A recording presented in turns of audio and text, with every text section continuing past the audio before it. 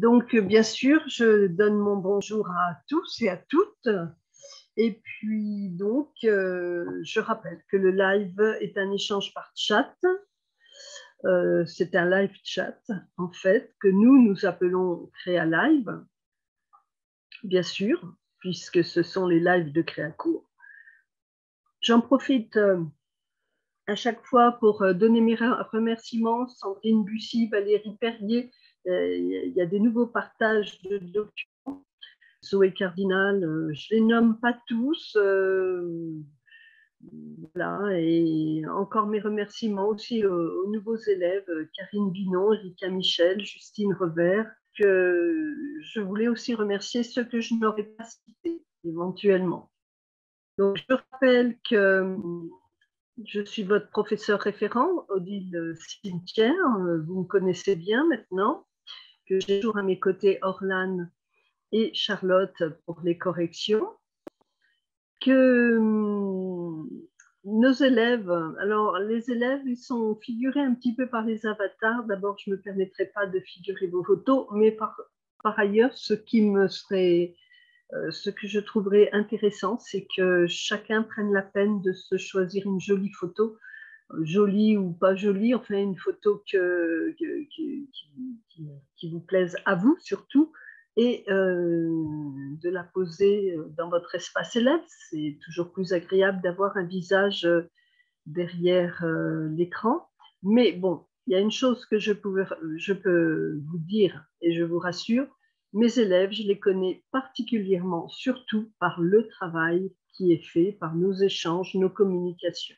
C'est surtout ça qui est important. Donc, je vais aborder le programme pour cette séance. Donc, toujours, j'aurai la présentation des objectifs de la formation, qui sont ceux-ci. On va rappeler des bonnes pratiques pour mener à bien cette formation, voir comment créer des pages et des planches qui constitueront un livrable. Qu'est-ce qu'un livrable? L'importance du déroulé, de son organisation, des cadrages et la hiérarchisation des informations sera aussi abordée. On rappellera les outils, les procédés techniques, des astuces de mise en place, mais très très rapidement, de vos sélections de croquis de dessin, photos, plans. Et puis, on abordera une partie, j'essaierai d'y arriver assez vite pour vous laisser la parole. Ce sera d'appréhender chacun des devoirs en toute quiétude et pouvoir répondre à vos questions. Moi, je vous expliquerai comment bien appréhender chacun des devoirs, ce qui n'est pas forcément expliqué pour tous les devoirs. Voilà, et puis je rappelle qu'il s'agit toujours de penser à aller bien trouver des aides dans les annexes et les classes virtuelles. Nous allons donc voir votre formation et votre espace élève par rapport au programme Devoirs annexes Créalive. Pour votre formation et votre espace élève, nous allons parler d'abord de la formation. Il s'agit de compléter en fait vos connaissances, vos savoirs. Vous allez acquérir des connaissances qui compléteront vos prérequis.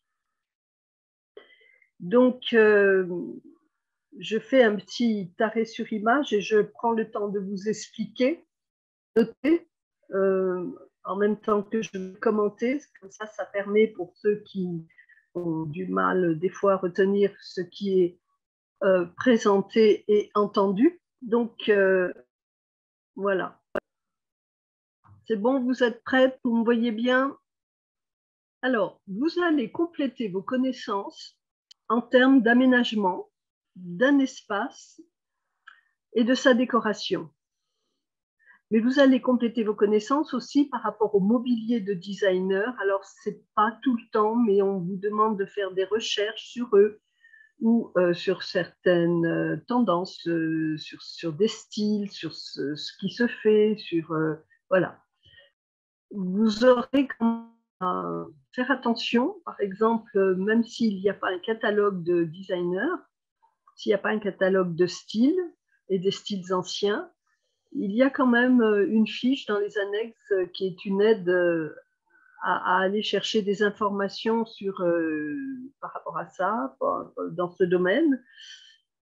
Lorsque vous choisissez certains types de mobilier, notamment au travers des sièges, des fauteuils, des lampes, des luminaires, il y a un nom de designer et de créateur célèbre derrière.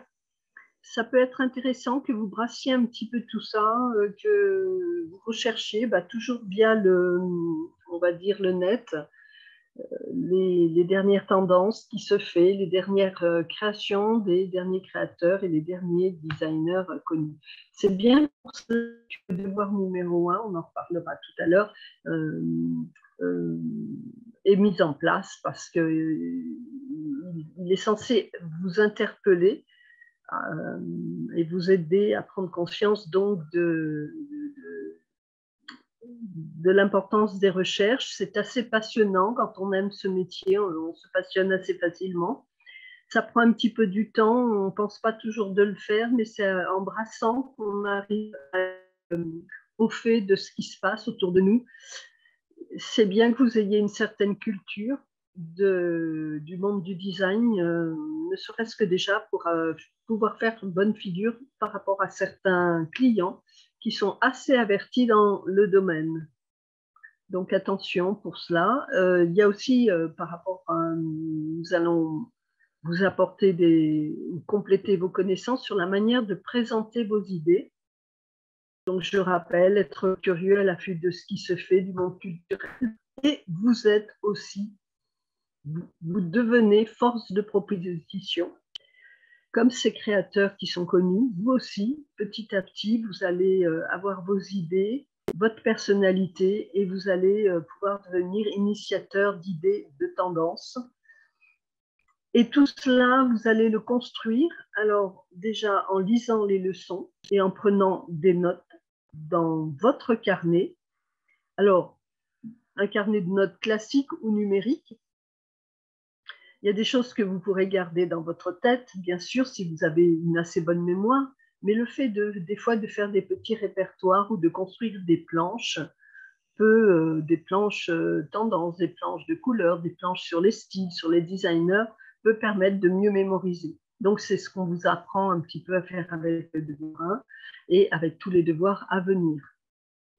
Alors, j'ai mis un grand encart sur la droite, prendre note comme dans un carnet de bord, à la manière d'un carnet de voyage. C'est-à-dire que oui, le carnet du designer, c'est quand même bien qu'il soit vivant, coloré, avec des découpages, des échantillons. Donc, on l'apparente aussi à un scrapping book. Vous voyez, ces carnets où on fait des sortes de montages qui racontent toute une histoire, mais pas forcément par rapport au design. Mais c'est une technique aussi que finalement, quand on regarde bien dans la formation, que nous réutilisons lorsque nous faisons des photomontages. Donc, vous pouvez aussi le faire en numérique, bien sûr. Alors, vous aurez aussi à améliorer vos connaissances en procédant aux recherches et exercices au fil des leçons. Ça, c'est très important, j'insiste. Il y en a qui soit lisent les leçons trop rapidement et trop, on va dire, de manière linéaire, c'est-à-dire en continu, et sans forcément revenir sur les leçons. C'est important pourtant des fois lire ou relire, ou à l'occasion d'un exercice ou d'un devoir, de revenir et vérifier si les connaissances que l'on avait lues, on les a bien assimilées. On peut des fois aussi prendre quelques notes par rapport à certaines pratiques, par exemple sur les techniques de dessin. Il y a des conseils. Oui, c'est surtout peut-être par rapport au tome 3 et aux techniques de dessin où il y a des conseils, il faut ne pas hésiter à revenir dessus. Voilà, alors je le répète, j'ai des élèves qui arrivent très bien à prendre en compte tout ce qui est expliqué dans les leçons. et d'autres beaucoup moins. De toute façon, la formation est ouverte à tout le monde, donc les expériences sont diverses. On va dire c'est pareil, les capacités sont multiples. On ne peut pas être bon des fois partout. On va être très très bon dans ce qui est prise de renseignements, moins bon dans le dessin, très bon dans les montages, très bon avec le logiciel. Bon, c'est à vous de voir et d'insister sur ce que vous aurez à améliorer. En fait, ce qu'il faut comprendre et retenir, c'est que, comment dire, si vous voyez au fur et à mesure de vos corrections que l'on vous fait reprendre régulièrement pas mal de choses, c'est sans doute que vous êtes un petit peu passé vite sur les leçons, que vous n'êtes pas allé trop voir les annexes. Bon, je sais que j'ai des exceptions avec des personnes qui ont beau lire, relire, revoir et qui s'envoient, mais globalement, je m'aperçois qu'il y a des devoirs qui sont réalisés et qui ne prennent pas en compte ce qui est expliqué.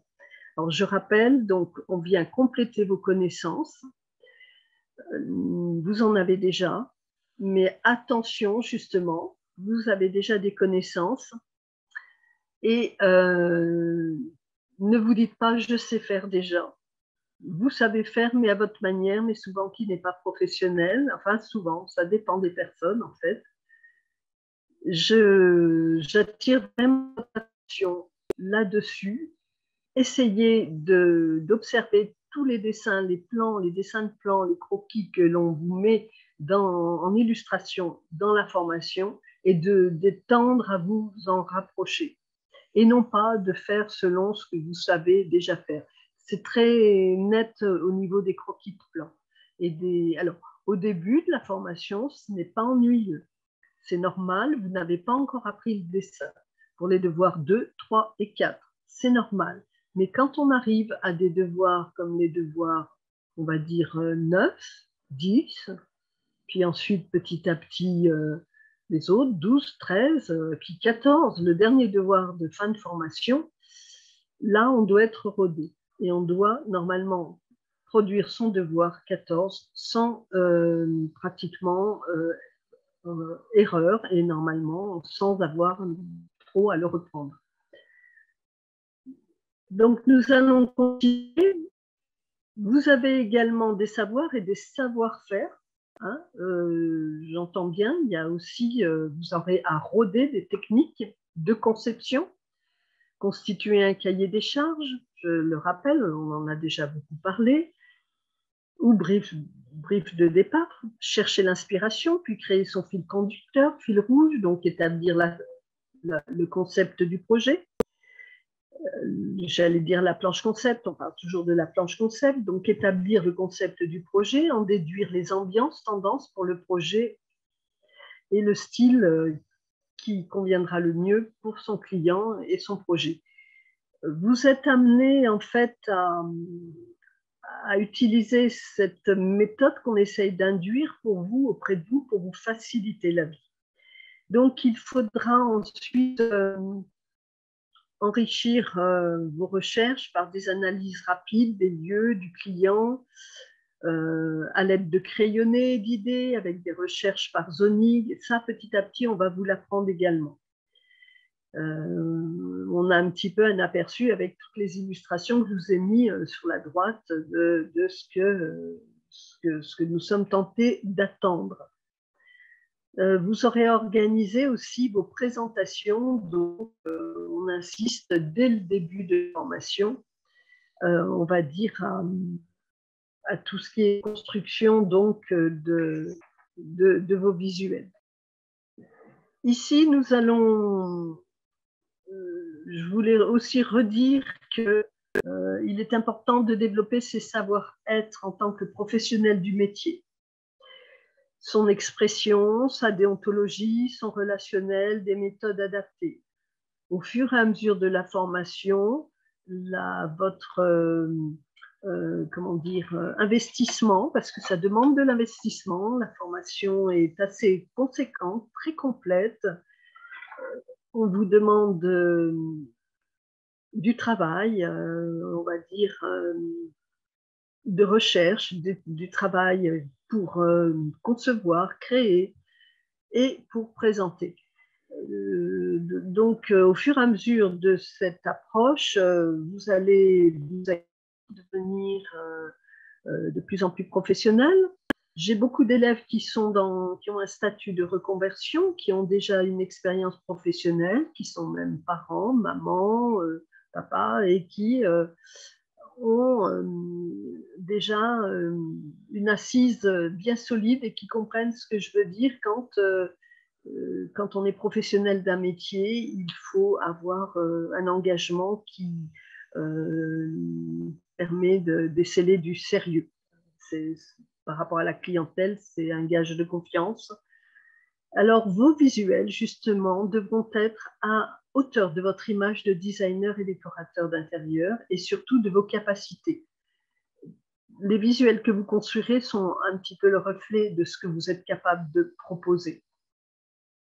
Voilà, donc on va poursuivre. Un zoom sur le fameux carnet de bord, ici en photomontage, on va dire. Hein. C'est un extrait du devoir sur le coaching déco, la synthèse qui permet de proposer au client ce qui va être défini pour l'aménagement d'une chambre. Là, tout de suite après, j'ai un dessin intéressant d'Albert Laprade. On peut trouver des carnets de croquis d'Albert Laprade qui sont diffusés et publiés.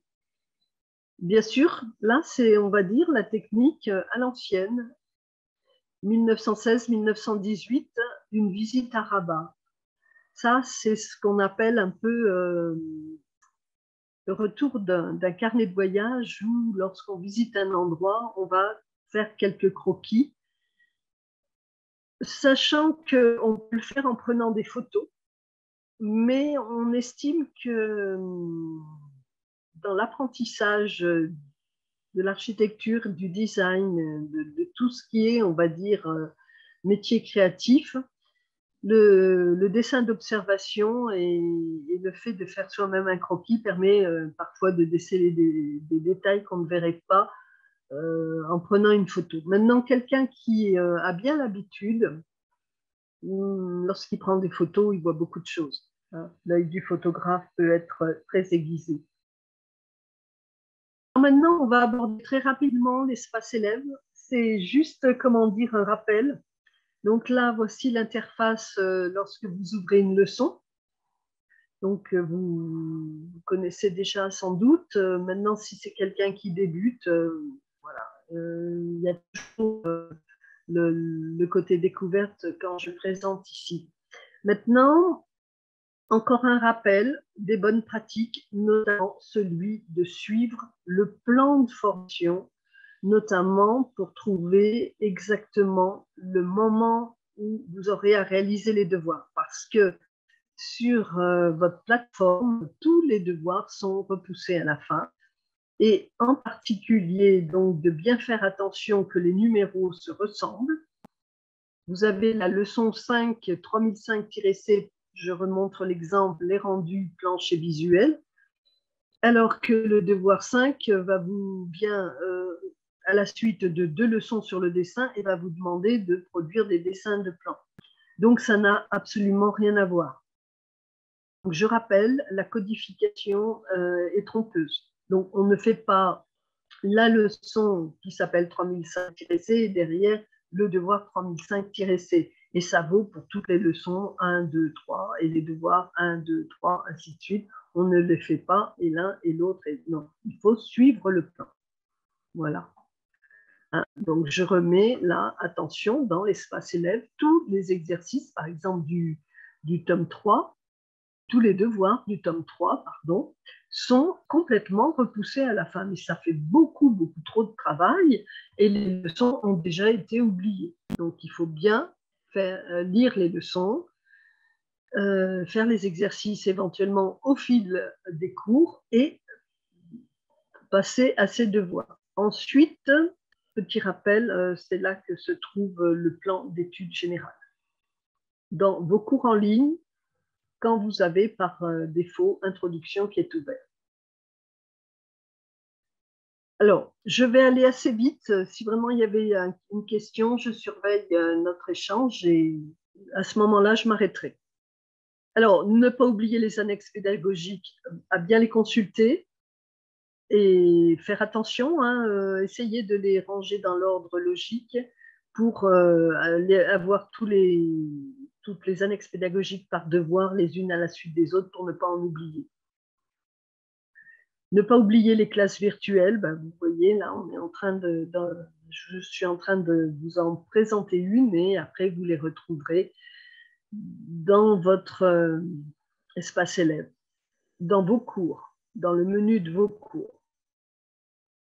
Alors ensuite, vous aurez la création d'une page numérique qui aura son importance. Là, on est en train de parler maintenant de l'environnement de travail et des supports de présentation que vous concevrez. Petit rappel, je vous suggère donc, comme cela a été présenté dans un autre live, d'utiliser un système de présentation. Ici, pour ceux qui ont la suite Microsoft Office, un PowerPoint. Je rappelle verbalement, je ne l'ai pas noté, que ceux qui n'ont pas l'équipement Microsoft Office, vous avez, pour ceux qui sont équipés de Mac par défaut, enfin, vous pouvez trouver Keynote, Key comme clé en anglais, Keynote. Vous avez, pour ceux qui ont LibreOffice, Impress, ceux qui utilisent un Drive et puis la Google Suite, vous avez les présentations Slide, Google Slide. Et il y en a qui vont chercher également en application sur le net, qui vont utiliser Canva. Bon, c'est peut-être un petit peu plus compliqué. Je ne saurais pas vous en dire plus. J'ai quelques élèves qui l'utilisent. Au début, c'est un petit peu ardu, mais après, bon, les élèves s'adaptent et prennent l'habitude. Voilà.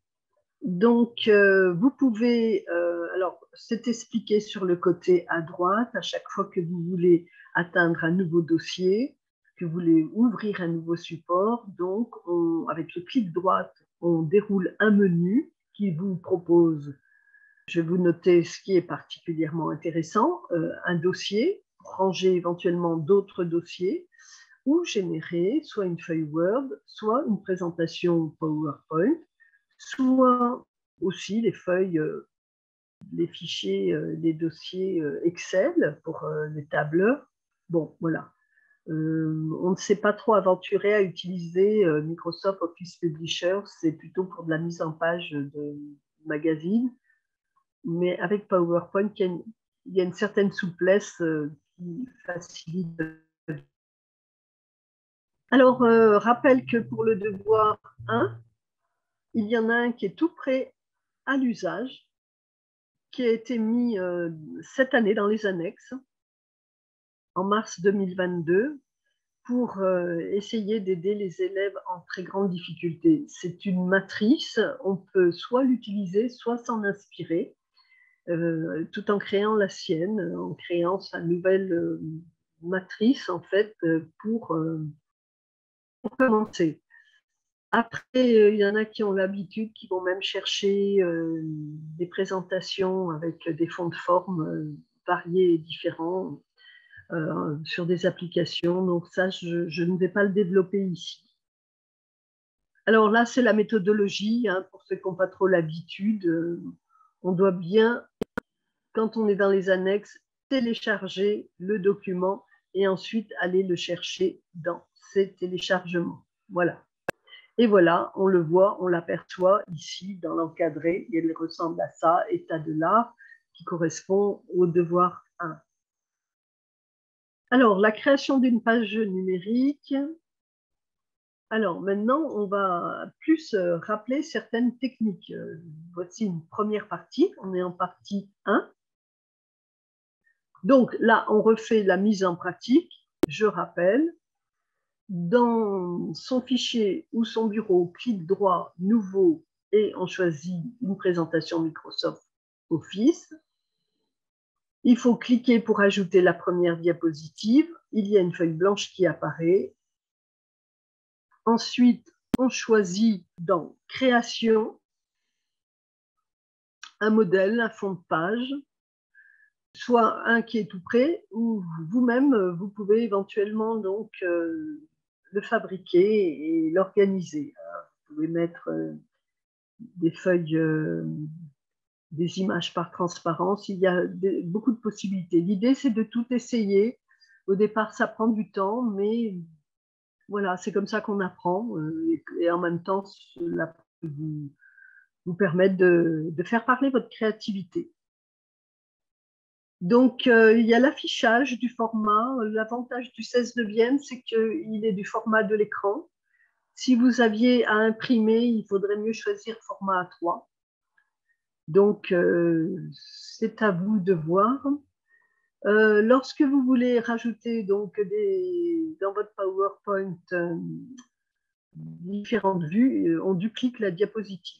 Dupliquer la diapositive. Et l'idée, c'est de mettre en forme la page 2 avec les frises de renseignement, votre logo, la frise du haut qui donne les différentes indications concernant le projet que vous abordez, mais aussi le type de planche, la numérotation, et vous n'aurez plus qu'à dupliquer plusieurs fois, et puis vous n'aurez plus qu'à remplir la partie centrale.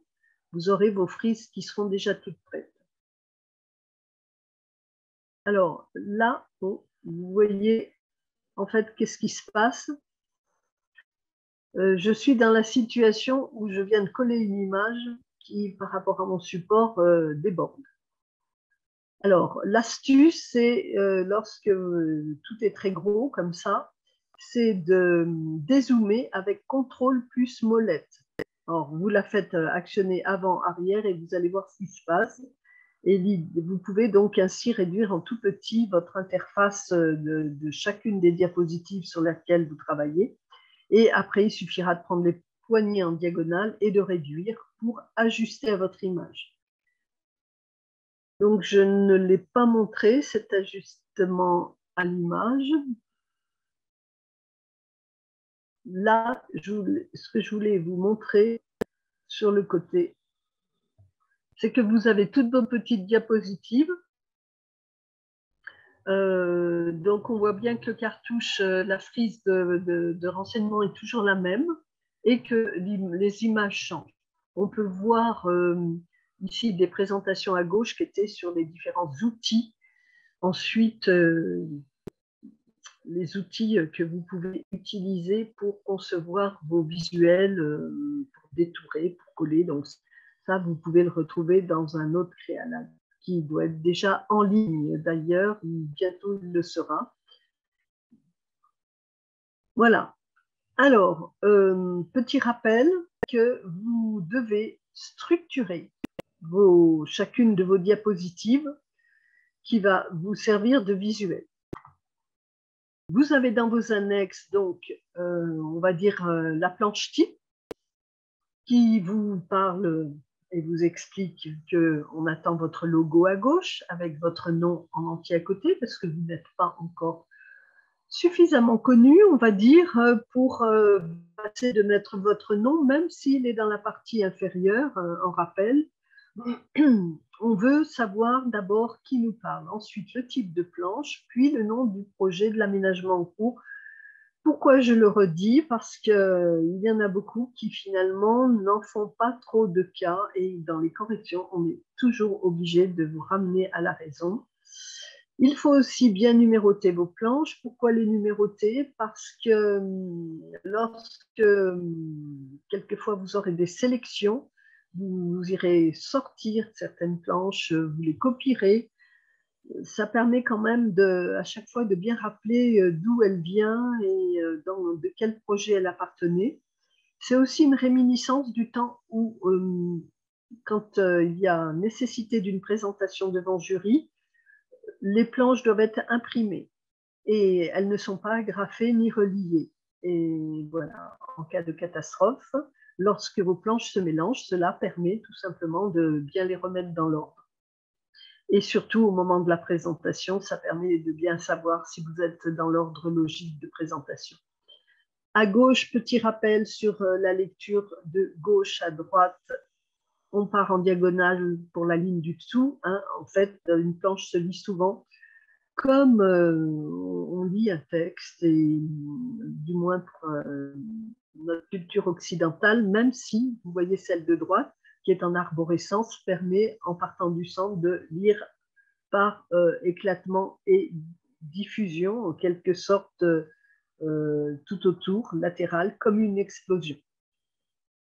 Voilà une planche couleur. Il y a moins de vues que ce qui est présenté dans les croquis ou les schémas d'organisation. Il faudra, j'aurai l'occasion de vous le rappeler, essayer de concevoir avec le plus d'harmonie possible vos planches, avec une créativité, un esthétisme à toute épreuve. Ça, bon, il y en a qui l'ont naturellement, plus facilement, ayant plus d'expérience, ou simplement, voilà, ça vient comme ça. Il y a une inspiration spontanée, et puis d'autres qui ont besoin davantage de travail. Alors, je ne vais pas repasser en revue le détail, juste rappeler qu'on évite, sauf exception, de présenter tout de la même taille. On essaye de travailler répartissant des zones, un petit peu comme ferait un photographe, hein, qui divise en tiers verticalement et horizontalement, et pour aboutir finalement à une composition dynamique qui hiérarchise ce que vous montrez. Et voilà le résultat. Petit rappel très rapide là aussi, qu'on a d'une part le cadre et ce que vous allez mettre à l'intérieur. Le cadre, on le prépare à l'avance, on n'aura plus qu'à le dupliquer. Il y a des choses qui resteront en permanence, comme votre logo, votre nom, le nom du projet. Vous aurez à changer le type de planche, la numérotation, et dans la frise qui est tout en bas, les parties du devoir qui sont traitées. Voilà. Là, c'est l'intérieur, le contenu. Voilà, là, c'est la frise. Un autre exemple. Et une fois qu'on a ça, on n'a plus qu'à dupliquer. Un autre exemple. Et une fois complété. Alors, concevoir son logo. Bon, c'est pareil, ça a été vu dans un précédent live, mais j'insiste, je le rappelle, des fois on peut le faire, vous voyez, avec des lignes très simples. Regardez là, un triangle renversé, quelques lignes. Ou bien, si vraiment vous manquez d'inspiration, allez chercher sur le net un logo avec vos initiales et puis en faire une petite capture et le coller. Ça, c'est valable le temps de votre formation. Après, lorsque vous aurez une enseigne ou votre propre logo définitif à créer, il faudra qu'il soit, il ne faudra pas qu'il soit emprunté, ou alors disons que vous devrez partir sur une image achetée de type Shutterstock, par exemple. Donc, petit rappel, si j'ai bonne mémoire, ça a été déjà placé dans les annexes, justement sur ce que je viens de vous expliquer. Vous allez chercher et capturer en fait un logo tout prêt, ou bien vous le composez avec des lignes toutes simples, comme vous avez le modèle qui est par derrière. Alors, la frise n'est pas forcément de rigueur. On peut renseigner sa planche avec ce que j'appelle une bannière ou des bannières, qu'on appelle des fois des encadrés, des pavés de renseignement ou des pastilles. Dans certains cas, on parle de capsules quand il s'agit de micro vidéo. C'est la différence entre celle de gauche, frise, on va dire, périphérique, et frises qui sont mélangées avec le contenu. Les deux sont très esthétiques et intéressants. Alors, si j'insiste là-dessus, c'est que c'est vraiment quelque chose où, dès le devoir 2, 3 et 4, il est important, dès ces devoirs-là, de travailler sur votre mise en forme et mise en page. On insiste, on vous fait refaire pour que, dès que vous allez continuer avec les devoirs de dessin, Et puis les devoirs ensuite des projets qui suivront, à partir du devoir notamment 9, 10, 11 et tous ceux qui suivront, que ça, normalement, après, on n'a plus à en parler. Donc, on est bien clair qu'on doit avoir en permanence l'appellation du projet, comme ici, par exemple, aménagement du local commercial, garage chat. Il s'agit du devoir 10, mais le client, on travaille comme si on parlait à un client. Nous, les professeurs, nous sommes le client. On ne veut pas savoir que c'est le devoir 10. On veut savoir que c'est l'aménagement du local commercial. Vous remettrez en bas, par contre, le renseignement concernant le devoir 10 et la partie ou l'activité. Voilà, c'est de la petite cuisine interne, on la relègue tout au fond sur une petite ligne discrète. Vous voyez ici, curieusement, donc, le nom de la planche est beaucoup plus gros même que le nom du projet. Parce que le nom du projet, il revient toujours. Donc, on sait à peu près de quoi on parle. Pourquoi le remettre? Parce qu'une planche doit pouvoir vivre de manière autonome. Chaque planche doit avoir sa propre vie. Elle doit pouvoir être retirée d'un dossier et être montrée, exposée. En plus, rappelez-vous bien que ce sont vos productions, vos dessins. Il doit y avoir votre nom clairement écrit pour qu'on sache que c'est bien vous qui l'avez fait. Vous ne l'avez pas emprunté, il s'agit de votre création, vous en êtes propriétaire. Propriétaire de la composition de la planche, mais surtout propriétaire des idées que vous exposez. Donc, toute la question est là. Alors, vous allez me dire, oh oui, mais à chaque fois, on reparle de la mise en forme. Pourquoi? Oui, effectivement, on pourrait avoir des lives beaucoup plus axés sur la décoration, sur certaines techniques. On y viendra. Mais actuellement, il se trouve que le plus gros défaut, on va dire, de nos inscrits et des élèves, c'est la capacité à rendre professionnelle la présentation de vos idées. Alors, vos idées, par contre, vous êtes assez doués et je vous félicite. Globalement, tout ce que vous présentez est bien mené, bien construit. Vous avez vraiment du talent. D'ailleurs, si vous avez choisi cette formation, je pense que ce n'est pas par hasard. Vraiment, je suis à chaque fois agréablement surpris. La seule chose qui pourra, on va dire, faire parfois la différence, c'est qu'il y en a, on va dire, qui sont un petit peu dans le traditionnel, l'air du temps, tout ce qu'on voit actuellement, puis il y en a d'autres qui font peut-être un petit peu preuve d'originalité et de créativité. Mais l'un dans l'autre, vos projets se tiennent. Donc, ça veut dire que la formation, les leçons complètent bien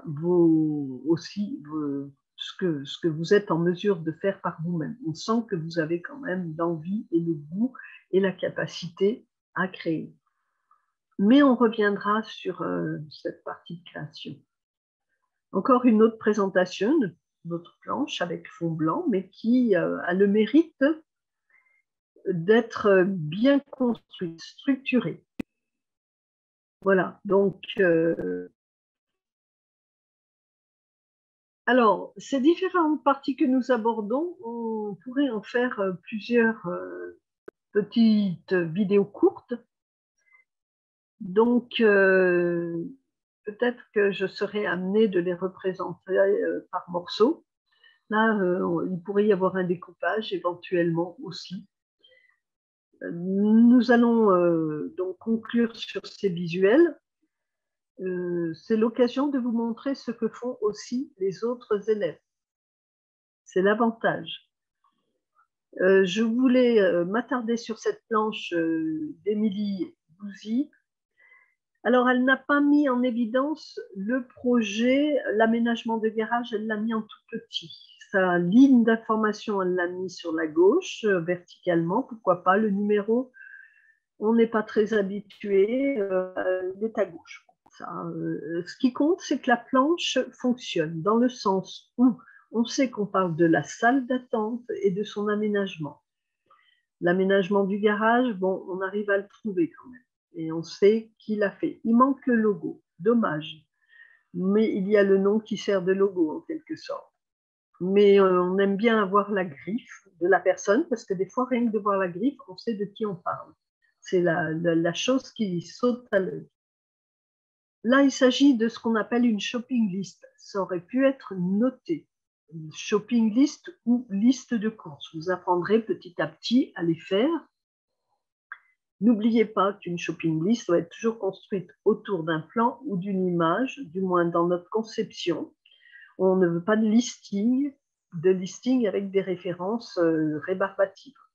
Là, c'est pour une présentation client. On veut à la fois pouvoir parler des objets, de leur nom, de leur fournisseur du prix, tout en les remettant en situation, en sélectionnant une perspective qui, elle, doit être quand même suffisamment présentée grande. Comme on dit, il y a une hiérarchisation des informations. C'est-à-dire qu'on regarde d'abord l'intérieur et l'ameublement, ensuite on passe d'une pièce à l'autre de chacun des objets qui vont servir à équiper cette pièce. Alors là, on va passer à une partie 2 sur la création donc des pages numériques. Bien sûr, on pourrait le faire à la main, hein, avec du découpage sur des grandes feuilles de papier. Le principe est le même. Ça, vous savez davantage faire. Vous l'avez pratiqué souvent à l'occasion d'exposés dans le cursus scolaire, depuis même les plus petites classes. Donc, je n'y reviendrai pas. La difficulté aujourd'hui, c'est quand même beaucoup plus et ça dépend des personnes, mais la difficulté, c'est plus la composition numérique. Alors, non seulement il y a la difficulté technique, mais il y a surtout l'idée qu'il faut que vous preniez l'habitude de donner un sens à ce que vous composez. On dit aussi donner sens et envie à la lecture, à l'observation. Alors, vous pouvez jouer le jeu de la planche très enrichie, dynamique. Là, le dynamisme, on le retrouve par le propre. Alors, bien sûr, vous avez compris qu'il s'agit de la planche du devoir 1. Et pas de commentaires sur la planche du devoir. Après, je passerai directement aux planches du devoir 2, 3, 4. Il s'agit donc, en fait, de la planche, d'une des planches du devoir 1. Là, il s'agissait des designers, décorateurs et parfois architectes, donc d'après-guerre, inspirés par le courant qui est né avant-guerre, qu'on appelle le modernisme. Là, la planche est colorée, elle a été faite par une de nos élèves, et vous voyez, cette élève, eh ben, la seule chose que l'on a, c'est le numéro du devoir, c'est la partie, mais le nom reste mystérieux. Cette très belle planche, on ne sait plus qui l'a faite. Alors, donner du sens à cette planche qui est quand même assez réussie. Elle a un certain dynamisme. Elle est répartie en 3 parties par des pavés de couleur. Elle a un titre assez important, le design d'après-guerre. Et ensuite, vous avez les 3 personnes qui sont présentées avec leur portrait et leur nom à côté. Dynamique parce que les portraits choisis sont des portraits dynamiques. Les personnes sont en mouvement. Et même Jean Royer, si on le voit d'un petit peu loin, il a une posture appuyée contre sa voiture qui donne un certain dynamisme.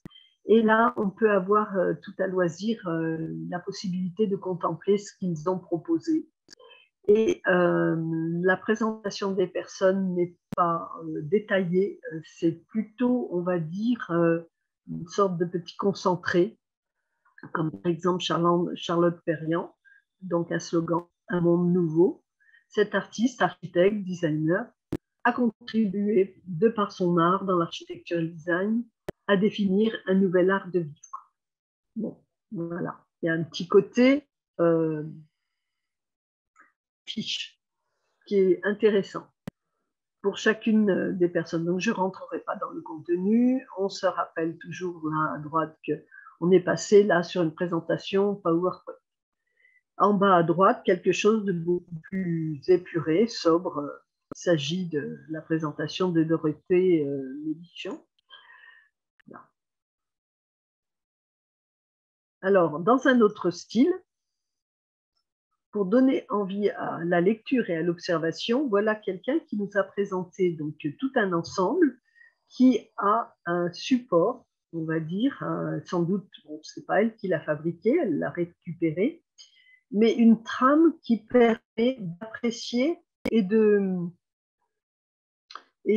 comment dire, d'apprécier ce qui est présenté parce qu'il y a une structuration qui est récurrente, mais jamais la même en même temps. Et c'est quand même assez intéressant. Il y a une atmosphère et un environnement en fait qui est créé et qui revient, qui est récurrent de page en page. Les textes qui accompagnent sont très sobres, il n'y en a pas beaucoup, c'est un choix. Ici, on pourra dire qu'on présente selon voilà, un livrable, selon une certaine harmonie, une unité d'ensemble, une sobriété. Voici une autre élève qui a procédé différemment. Alors, tout ce que je vous montre sont des travaux d'élèves. Hein.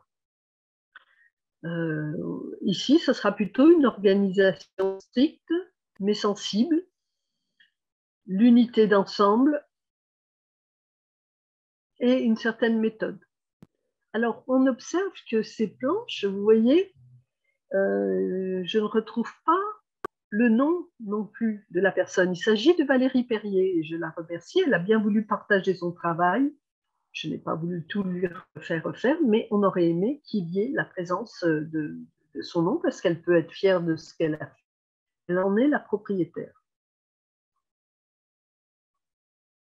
Là, voilà. Bon, on a un cartouche qui est un petit peu simple, mais il a le mérite d'être là.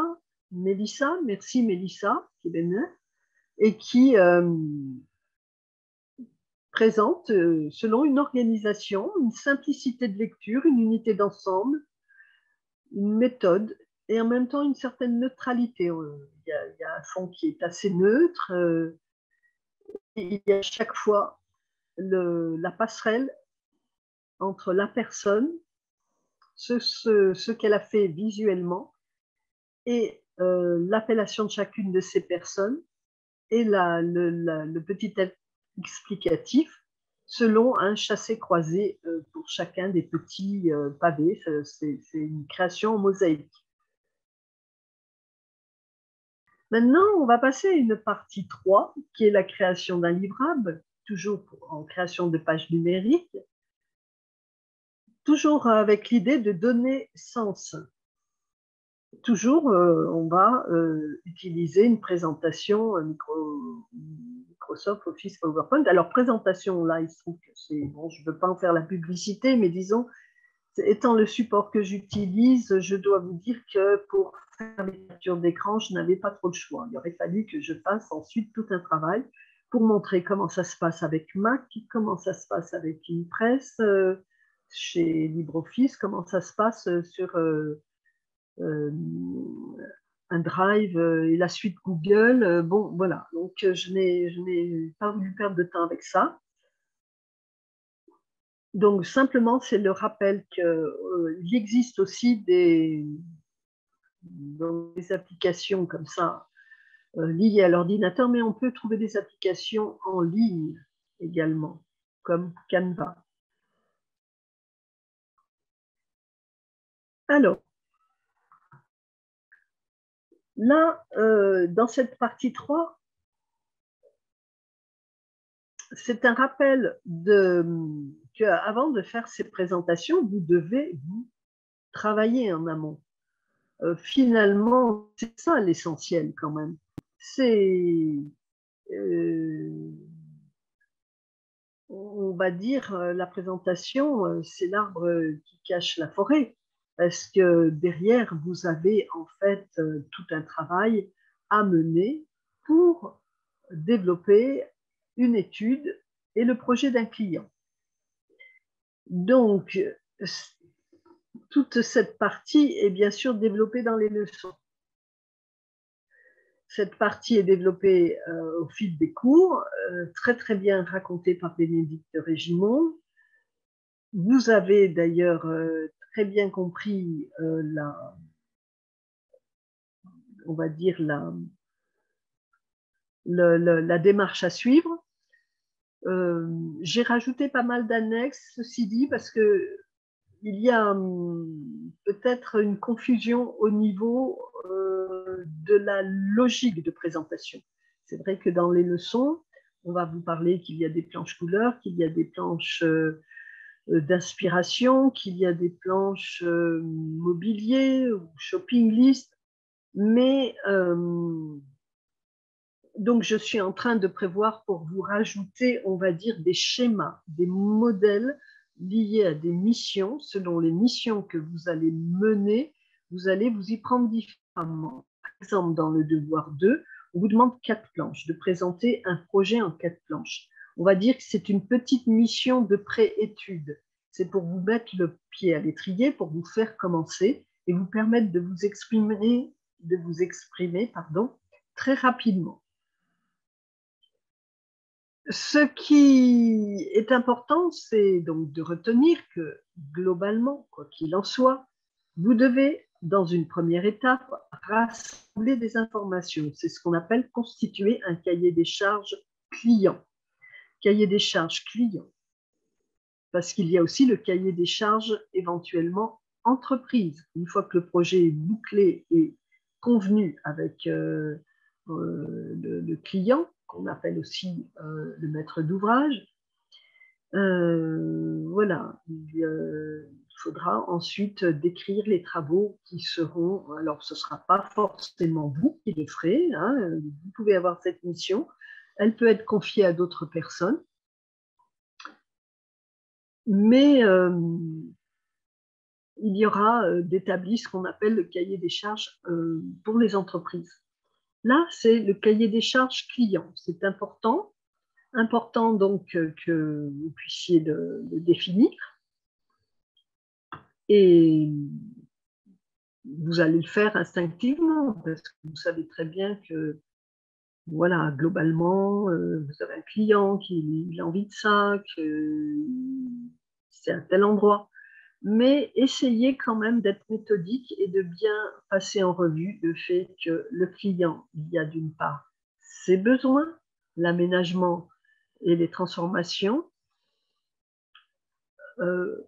liées à des fonctionnalités, hein, aménagement et ou transformation, parce que des fois, c'est un aménagement sur un bâtiment complètement vide, ou parfois il s'agit de transformation. Et il y aura cet aménagement et ces transformations, par rapport à aux fonctionnalités, à l'usage que le client va en faire. Ensuite, il y a ses envies d'un point de vue pratique et fonctionnel, on y revient, mais il y a aussi ses rêves, selon ses ressentis, ses inspirations, ses ambiances préférées.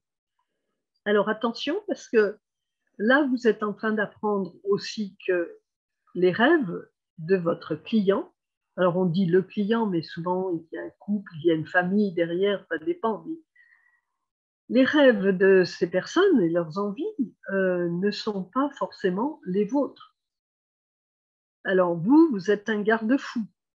Vous les orientez, on va dire vous les guidez, mais il ne s'agit pas de contrecarrer complètement ce qu'ils souhaitent pour que vous vous imposiez. Ça, vous le ferez quand vous serez très célèbre et qu'on viendra vous consulter parce qu'on vient vous consulter pour votre image, vos idées. Vous verrez ça avec ensuite l'expérience et la popularité que vous pourrez gagner. Dans un premier temps, il faut être respectueux du client, mais il faut être force de proposition, il faut être en capacité de recadrer la situation, mais quand je dis recadrer, tout en finesse, vous aurez à juste voilà, éliminer ce qui est vraiment impossible, ce qui est de l'ordre du possible, par rapport à la place, par rapport au lieu, par rapport au budget. Voilà, il y a toute cette partie que vous aurez à gérer d'une certaine manière, mais avec beaucoup de doigté. Il est toujours intéressant de donner des idées, de suggérer, mais avec parcimonie, attention, hein, quand vous n'avez pas, tant que vous n'avez pas signé de contrat de mission, de ne pas tout déballer et de passer des heures à raconter tout ce qui pourrait être fait, parce que le client, il peut prendre note et s'en aller avec vos idées. C'est pareil, quand vous faites un livrable, il doit être fait de telle manière qu'il ne soit pas forcément réexploitable derrière. Nous, ce qu'on vous montre dans la formation, c'est comment construire donc la conception et la création d'idées autour d'un projet de décoration, de construire des visuels de présentation. Après, c'est vous qui aurez à mesurer et à évaluer ce que vous laissez, ce que vous proposez. Ensuite, il y a bien sûr dans le rassemblement des informations à constituer dans le cahier des charges, le lieu. Il faudra procéder à du repérage, à une analyse, établir un état des lieux, pas forcément un relevé de plan, prendre des notes, des photos, ça dépend. Parfois, il faudra récupérer simplement le plan ou alors peut-être effectivement faire un relevé. Vous mettrez en évidence les points forts, les points faibles, c'est un petit peu comme dans l'immobilier, mais aussi les ressentis. Les ressentis de certains lieux qui sont assez magiques et points que vous allez mettre en valeur. Une enfilade de baies vitrées, un pilier, ça peut être un bel escalier ou bien une cheminée, mais alors les ressentis peuvent être positifs ou négatifs, c'est-à-dire soit vous les mettrez en valeur, soit vous décidez que vous cacherez certains aspects de la construction qui vous donnent un mauvais ressenti. Donc, il y aura tout cela à prendre en compte et tout cela est bien développé dans les leçons, justement. Donc, il faut les lire et les relire et éventuellement donc, y revenir au moment de travailler vos devoirs. Et puis ensuite, il y a les choix. Il va falloir, en fonction du client et du lieu, faire des choix d'idées, c'est-à-dire que votre cerveau va fourmiller en tant que, on va dire, force de proposition. Vous allez commencer de réfléchir à tout ce que vous allez mettre en place. Donc, ça aussi, dans la formation, on le voit petit à petit, déjà dans le devoir 4 avec le flyer, puis ensuite, vous verrez le devoir un petit peu plus loin, 9, on demande de proposer plusieurs propositions pour des solutions d'études. Ce qui est certain, c'est que ça permet aussi à vous de ne pas vous figer sur une solution unique et qui n'est peut-être pas la meilleure.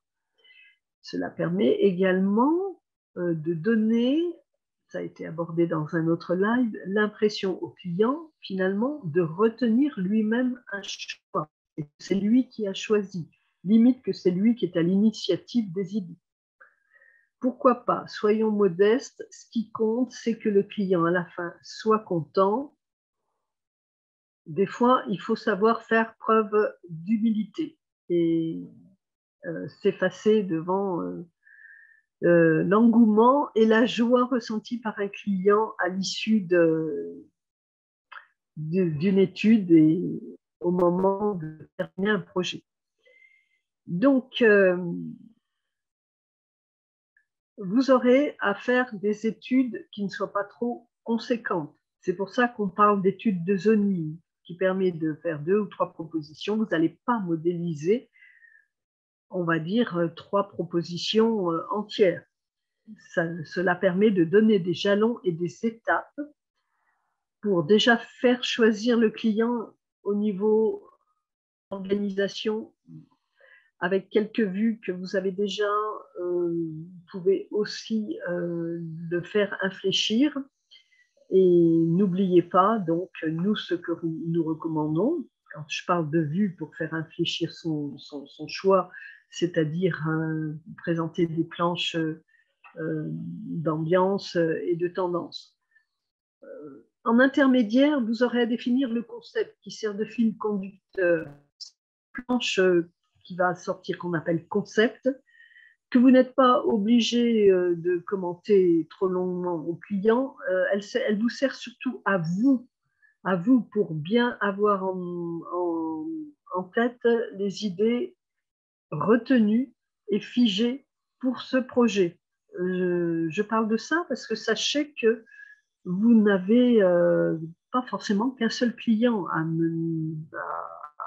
conduire, enfin, mais pas qu'un seul projet pour un client à étudier. Des fois, vous avez plusieurs projets en même temps, 2, 3, 4. Donc, ça permet aussi, vous savez, les pré-études, ce qu'on appelle donc rassembler les informations. Je rappelle, c'est ce que nous, on appelle souvent le brief de départ, ou alors les informations de départ. Ça dépend si on ne craint pas d'utiliser les termes anglais, les anglicismes qui ont envahi un petit peu la profession, sachant qu'en Angleterre ou en Amérique, ils vont peut-être même pas du tout utiliser les mêmes termes. Voilà, ces planches que vous montez, hein, la planche de brief, là, elle permet de bien montrer au client qu'on a tout pris en compte. La planche concept, vous pouvez la montrer, mais rapidement, parce que c'est juste lui faire compte que c'est les directions et ce que nous allons retenir pour son projet. Vous avez aussi donc ensuite à développer la planche ambiance, tendance, qui lui permettent de voir, de percevoir ce que vous allez lui proposer sans avoir encore montré un aménagement quelconque. D'ailleurs, peut-être qu'à ce moment-là, mais vous verrez, il y a une autre formation qui existe sur ce qu'on appelle gestion projet client. Et à ce moment-là, il y a la possibilité de demander des acomptes avant de lui livrer la proposition finale. La proposition finale, il faudra lui montrer que par petits bouts, ou alors avec un contrat et un engagement sérieux. Ce que vous allez faire donc ensuite, c'est effectivement proposer l'aménagement et la décoration. Lorsque c'est une étude, il y aura juste une planche, une vue autour d'un plan, d'un croquis de plan, même éventuellement. Lorsque vous arrivez à des projets sérieux et qui sont plus élaborés, on rentre vraiment dans les détails et on propose même ce qu'on appelle une shopping list. Ça, vous le verrez au fur et à mesure des études qui vous seront proposées et corrigées. On va poursuivre. Est-ce que ça va pour vous? Alors, j'ai une question d'Aurélie. Oui, c'est une très bonne question parce que j'ai eu le problème avec déjà plusieurs élèves. Non, ils vont. Alors, disons que vous pouvez faire une seule planche où vous donnez les orientations de ce qui sera proposé comme ambiance et tendance, on va dire, en montrant des intérieurs qui vont se rapprocher de ce que vous allez proposer, comme un bouquet, c'est-à-dire sur une seule planche avec des petites vues, des petits plans, ou parties de plans de l'ensemble de la maison, montrer ce que vous allez proposer si les ambiances changent.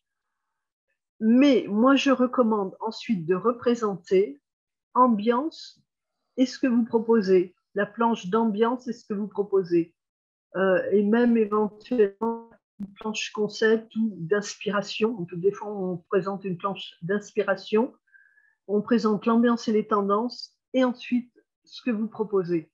Parce que si vous présentez toute une collection de planches d'ambiance, alors j'imagine donc concept, ambiance, tendance à la queue leu, et seulement après les propositions, c'est pas vraiment une bonne... excusez-moi, je regarde sur le côté, parce que le tableau sur le côté, c'est pas une bonne... Franchement, c'est pas une bonne solution. Moi, je vous suggère vraiment, alors l'idée, je résume, c'est d'avoir une planche où vous montrez le plan de la maison et puis tout autour, les orientations par des captures de ce qui se rapproche de ce que vous allez proposer, alors soit par le biais de planches d'inspiration, ou soit ce que vous avez dessiné, conçu, griffonné ou même modélisé. Ça dépend ensuite du bagage et de ce que vous avez construit. C'est une caractéristique qu'on voit bien dans le devoir 10 d'ailleurs, puisque c'est l'aménagement d'un local commercial dans un garage. Et il y a 4 zones à aménager. La zone d'accueil, la zone attente, la zone bureau du directeur et la zone espace de vie pour l'ouvrier qui va. Eh bien, puis plus loin, il y a les ateliers, il y a le reste. Mais dans ces 4 zones, justement, l'idée, c'est de représenter le plan global et puis autour de montrer les orientations possibles. On retrouve ça aussi dans le devoir 9 avec l'aménagement de la maison Art déco, où c'est bien de reprendre le plan ensemble de la maison et selon les aménagements prévus pour le salon, le séjour, les aménagements prévus pour la cuisine, la salle de bain, l'entrée. Bon, il peut y avoir comme ça une répartition sur une seule planche, puis ensuite on rentre, on détaille tout, on présente les shopping lists dans le détail, selon la logique où on retrouve finalement la planche inspiration concept, la planche ambiance tendance, où elles peuvent être en deux ou réunies, et puis ensuite les propositions. C'est bien de mettre des grands visuels pleine page aussi, et puis ensuite la shopping list en dernier. Ah ben voilà, ben c'est parfait, vous êtes sur le 9 et voilà. Alors je rappelle que par contre, attention, dans les activités du devoir 9, faites attention, hein, parce que quand vous avez des études de zoning, on ne vous demande pas l'étude complète. Il ne faut pas tout modéliser et tout sortir à chaque fois l'étude complète. C'est des activités qu'on vous demande, ce ne sont pas des projets. Donc, lisez bien les énoncés. Les énoncés vous demandent des fois qu'une partie de l'étude. Dans certains cas, c'est que l'étude de zoning. Dans certains autres cas, on vous demande l'étude de zoning et l'aménagement, la proposition quand même d'un petit plan final. Il faut faire attention. Il faut faire attention. Alors, on en reparlera avec le devoir 9 peut-être un petit peu plus loin. Donc, je rappelle que vous aurez à mener à bien votre projet, élaborer le dossier de recherche et de conception, et préparer des visuels et présenter les visuels. Voilà, 3 étapes. C'est un résumé. Hein, je ne l'ai pas marqué que c'est un résumé, mais quelque part, voilà, ces 3 lignes résument bien ce qu'on a en tête et de ce que l'on doit faire. En même temps, effectivement, vous avez à utiliser des techniques de photomontage, de copier-coller de tout ce que vous aurez préparé, des croquis, des plans, des sélections de photos, voilà, vous avez un petit aperçu déjà de ce qui a pu se faire avec les premiers devoirs.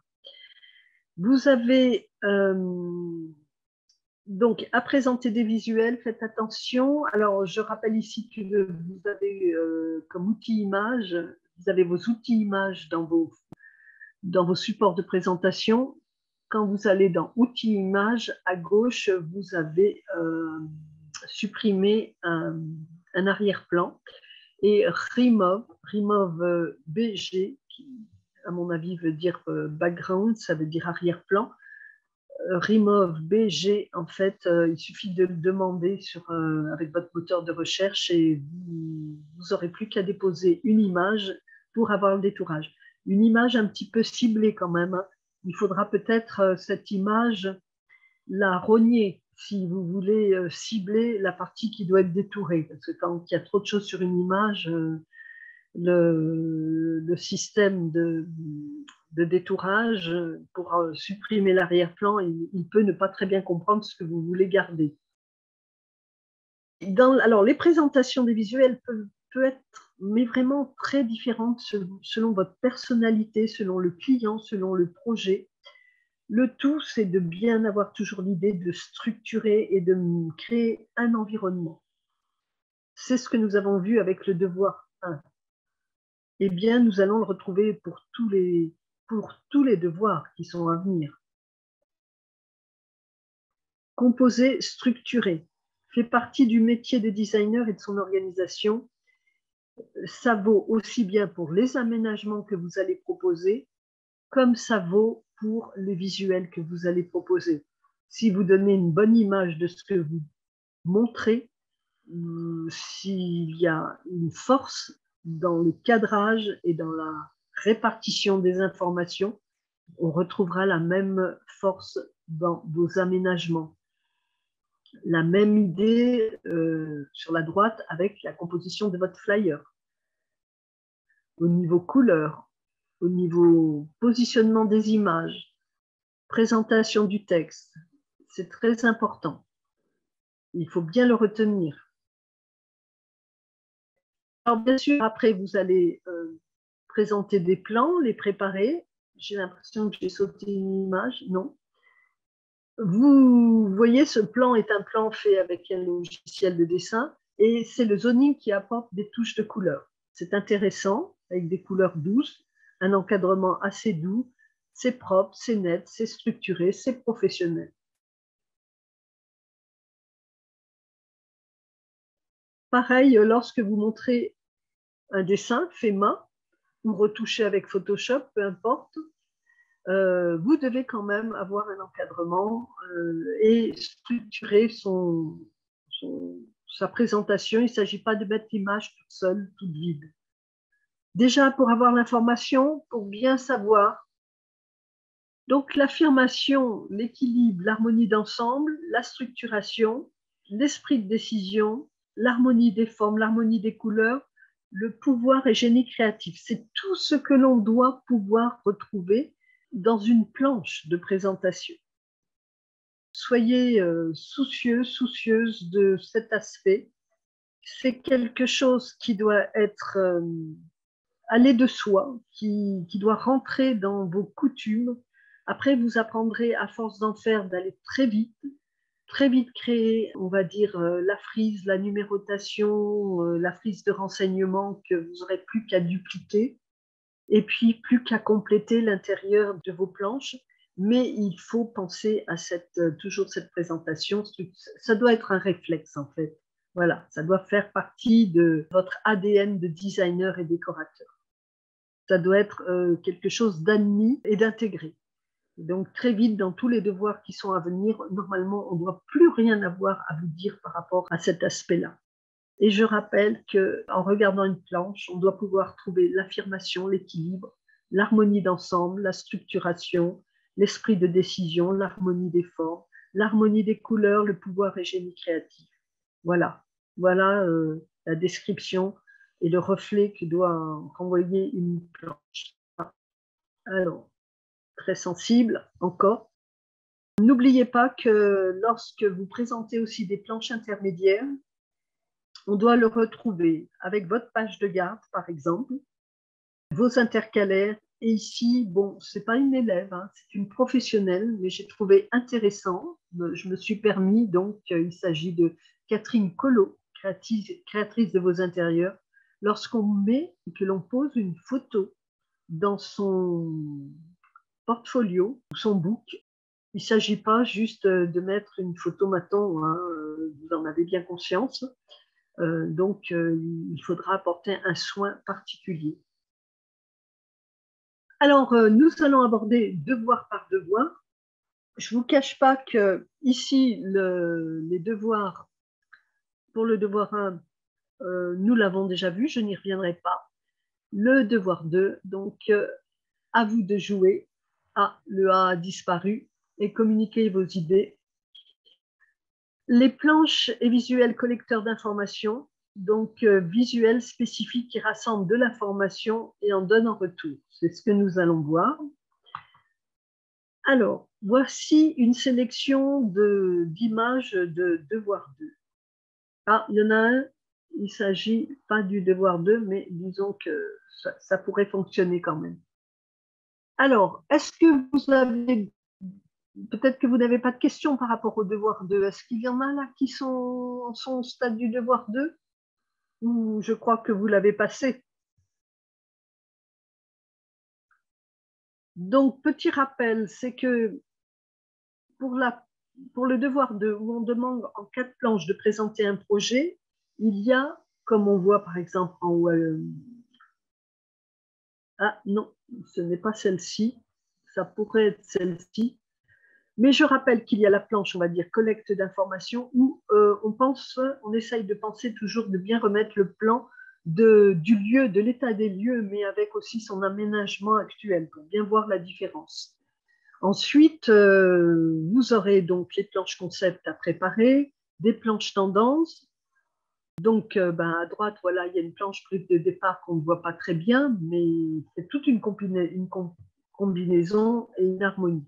Et puis ensuite, en fait, voilà, la planche qu'on voit en haut à gauche et en bas à droite sont des propositions, des planches projets.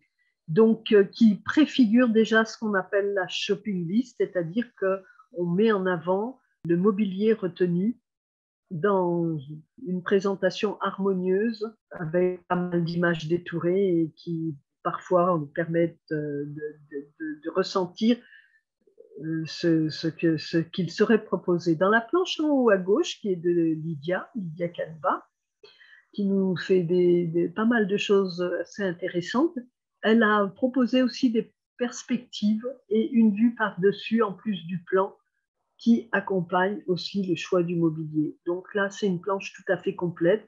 Quelques petits arguments intermédiaires dans des encadrés, donc plus forts. Et puis ensuite, voilà, les renseignements concernant le choix du mobilier. Alors, pareil, quand vous avez une collection de planches à proposer, là, il s'agit du devoir 3. J'en profite pour parler de cette harmonie, comme pour le devoir 1. Quand on choisit un style de présentation, on s'y tient. On ne change pas la couleur du fond à chaque fois, ou alors de manière alternée et très subtile. On essaye de garder les mêmes cartouches de renseignement, ou frises, ou bannières. En voyant ce projet, on s'aperçoit qu'on peut faire en dessinant et en mixant le dessin et puis des propositions d'objets détourés qui seront retenus. Voilà un projet qui est assez cohérent et qui manque pas d'attrait et de dynamisme. Je rappelle que pour le devoir 3, des fois il y a une confusion avec, dans le devoir 4, concernant le matériel à utiliser. Voilà, je dis ça comme ça en gros. En fait, dans le devoir 3, on demande de rassembler et la manière la plus visuelle, on n'est pas du tout, vous l'avez bien compris, intéressé par des listings. Il y a longtemps qu'on n'est plus dans l'univers universitaire ou administratif où tout est écrit, décrit. Là, on joue plutôt un petit peu comme les publicitaires, tous les univers différents de design, que ce soit design de mode, que ce soit design de produits, que ce soit design d'espace. Donc, nous, on est dans le design d'espace, mais là, ce serait presque un petit peu de la présentation de design de produits. On est toujours dans un côté très visuel. Il s'agissait là de lister, effectivement, c'est ce qu'on vous demandait, le matériel que vous auriez à emporter pour aller en clientèle. Après, dans le devoir 4, c'est différent. Parce que le devoir 4, on parle plutôt de comment vous auriez à organiser les échantillons et matériaux à montrer aux clients. Voici une autre présentation d'une collecte d'objets à emmener en clientèle ou à avoir pour travailler. Et puis ensuite, le choix en termes de planches d'ambiance du lieu de travail. Je n'ai pas montré toutes les planches. Alors, le devoir 4, j'en fais un petit peu l'impasse parce qu'il sera amené à être à évoluer, à être modifié et éventuellement expliqué à part. Mais s'il y a des questions, je peux y répondre. Mais je pense que vous les avez déjà tous faits, ces devoirs-là. Donc, maintenant, le devoir 5. Alors, le devoir 5, eh bien, là, je veux simplement insister sur le fait que vos dessins, vous devez les présenter tout simplement comme des incrustations de photos, c'est-à-dire correctement, de manière structurée, en essayant d'avoir le fond le plus blanc possible et non pas des images toutes grises de vos dessins. Alors, les techniques, oui, c'est pas facile. Prendre en photo, donc essayez de choisir un filtre qui déjà soit chaud, de bien éclairer votre support, c'est-à-dire les dessins que vous voulez prendre en photo. Et puis, maintenant, il existe aussi des scans qui sont un petit peu plus perfectionnés que le scan d'une photocopieuse. Donc finalement, si en photo, la photo ressort grise, essayez de scanner. Si c'est au dessin crayon papier, c'est là que souvent le crayon ne ressort pas. N'hésitez pas à le repasser avec une mine un petit peu incisive, une pointe un petit peu plus dure, en appuyant. Enfin, il faut trouver, il faut arriver à s'en sortir. Alors moi, je veux bien parler de l'application Scan Mobile qui, elle, permet de sélectionner le fond pour qu'il soit justement clair, net et blanc. Mais malheureusement, c'est une application qui demande une contribution. Donc, Scan Mobile, je vous laisserai regarder. Normalement, il se télécharge sur n'importe quel smartphone. Alors, les présentations que je vous montre, qui sont celles de Kika Michel, Erika, en fait, Michel, mais Kika Michel, c'est son nom on va dire, de designeuse. Et voilà les différentes présentations de son devoir 5. Je voudrais que cela vous inspire parce qu'il faut que la présentation soit elle-même de qualité, avec, vous voyez à droite, des intercalaires entre chaque partie présentée. La partie construction, elle est regroupée et le dessin final est mis en pleine page. Voilà, qui est formidablement bien. Voilà pour l'escalier. Voilà pour le dessin de la petite chambre. Le dessin de départ.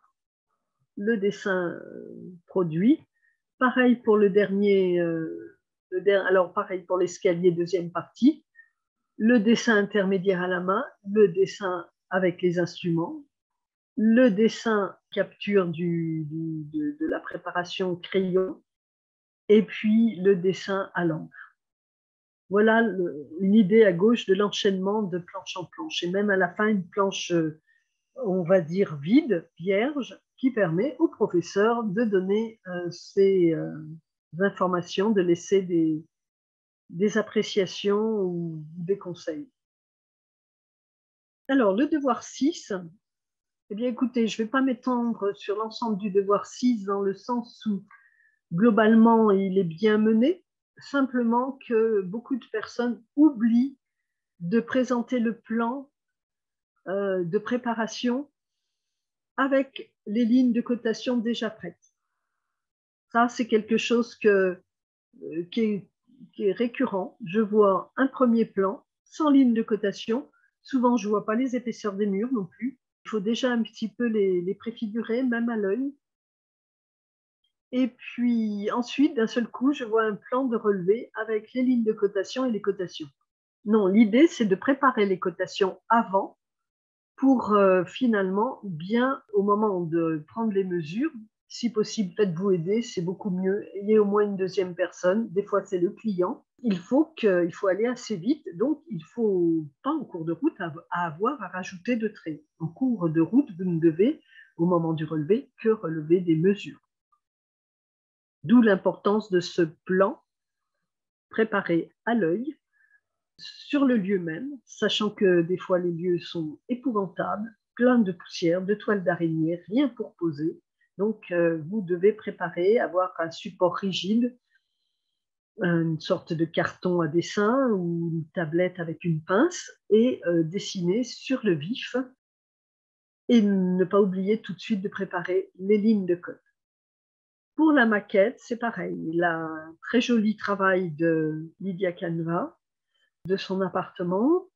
Elle a pris la peine de faire donc le mobilier et de faire un making-of de la réalisation de sa maquette qu'elle m'a gentiment fournie, où elle explique comment elle a construit le mobilier et le matériel qu'elle a utilisé et également tout ce qu'elle a pu récupérer.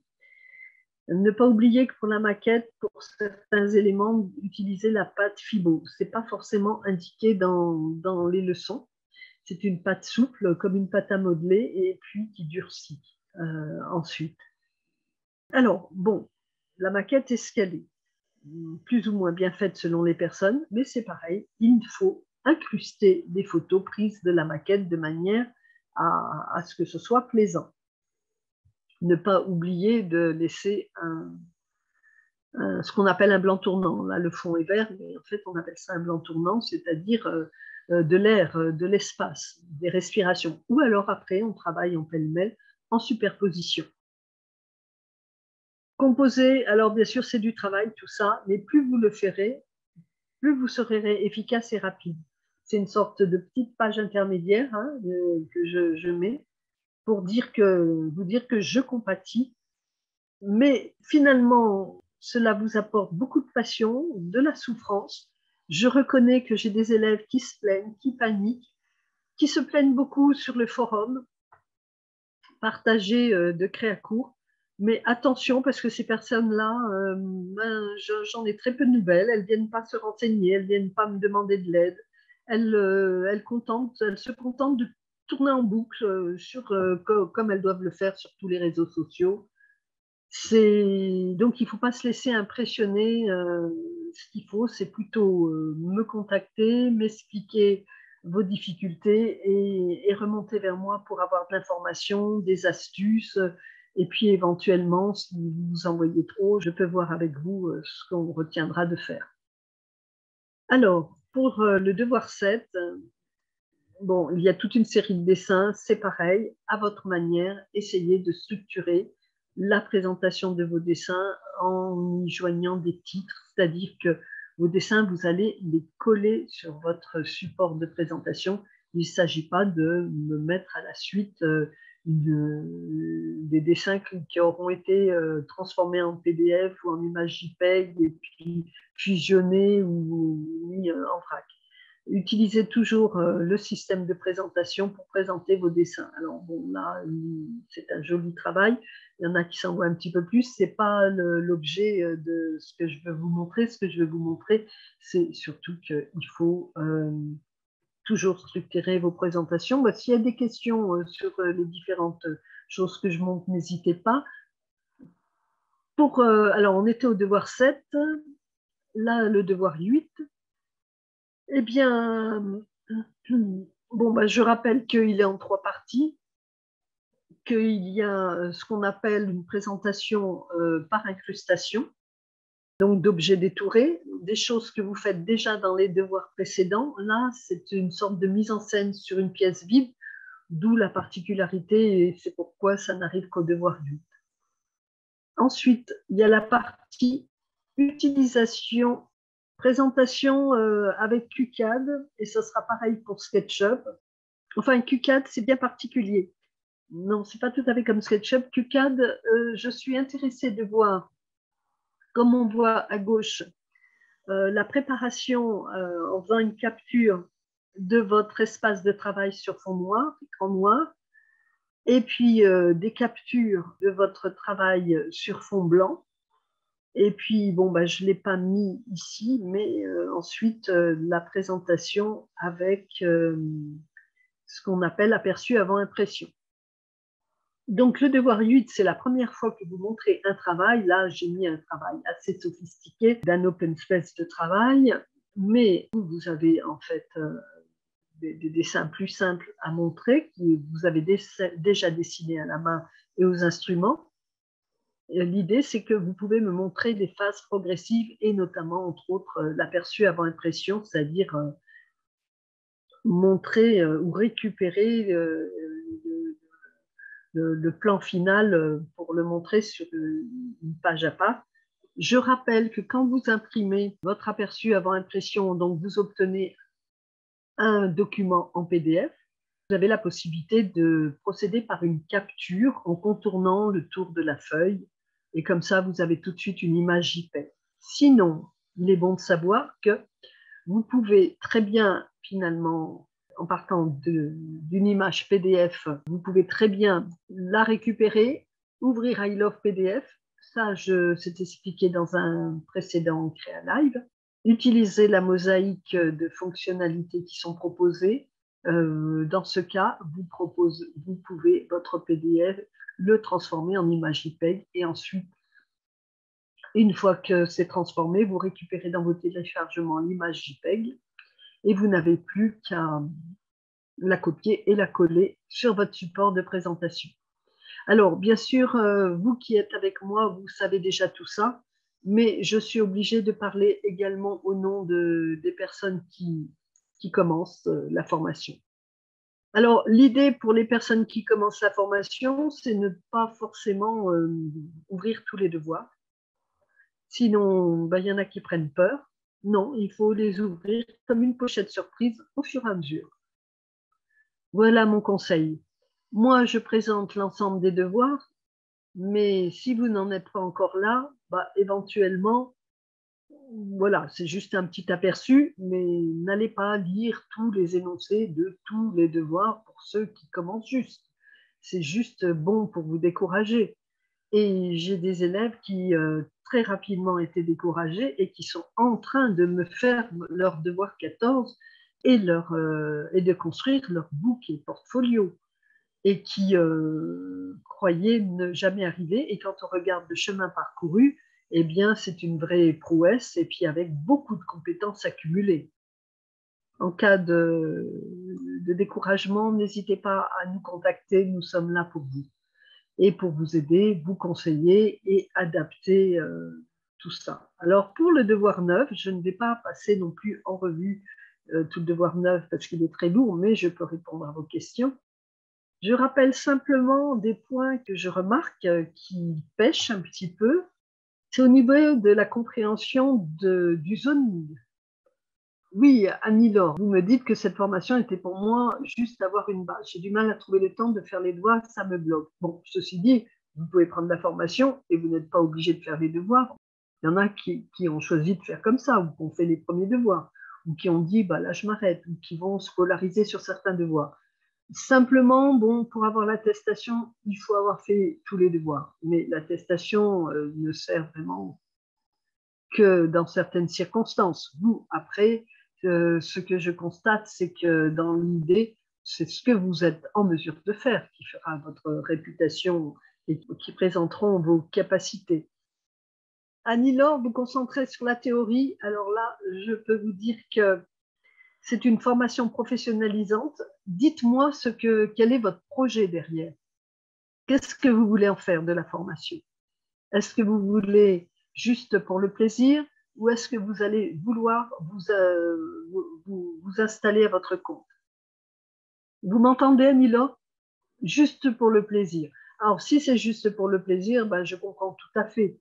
Mais sachez que j'ai pas mal d'élèves qui ont vraiment l'objectif d'une reconversion et qui finalement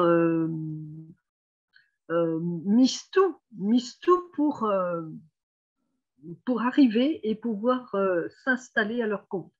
Dans ce cas-là, c'est complètement différent, vous comprenez? Eux, ils sont obligés de s'exercer et de connaître tous les rouages de construction par rapport à un projet, élaborer différents, visuels pour montrer ce qu'ils vont mettre en place. Ceci dit, on n'est pas toujours obligé de proposer toute une panoplie de visuels. C'est rappelé dans les leçons.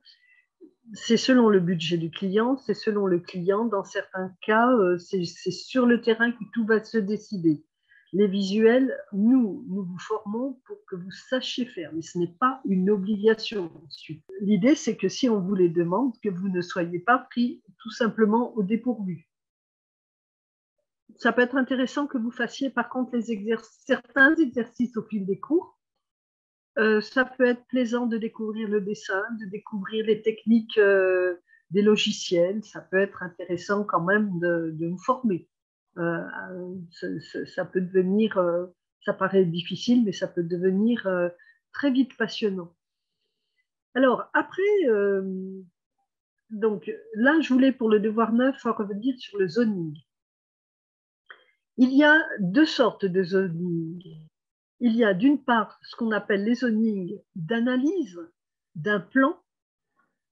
C'est comme ce que nous avions vu avec le plan où je vous ai dit à un moment donné, bon, très bien, là, il y a un joli plan, il était en noir et blanc, on voit des zones de couleurs qui apportent une touche d'animation.